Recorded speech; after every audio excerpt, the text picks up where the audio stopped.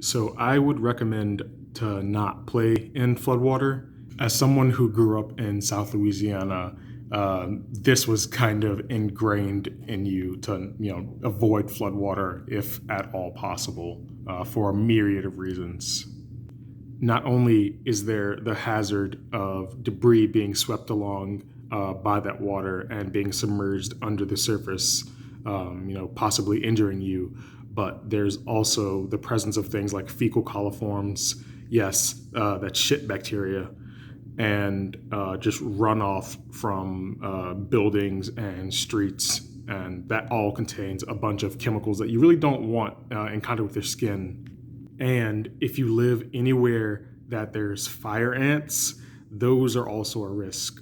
Whenever it floods, they will form these rafts that just float along.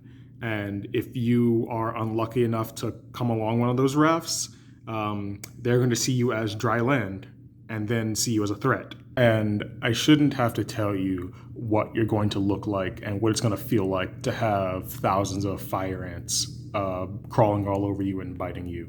It's not going to be a pleasant experience.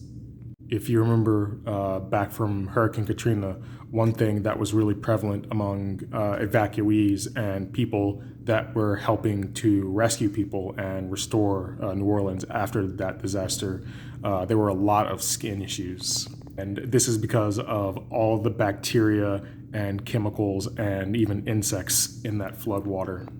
And like I've said, often floodwater is not just rain. It's things like overflowing sewage, overflowing drainage ditches, and all the contents from those systems. And that contains a bunch of bacteria and chemicals that you really don't want to be exposed to if you don't have to be. Overall, it's really just not a good idea to play in floodwater. So yeah, be safe out there.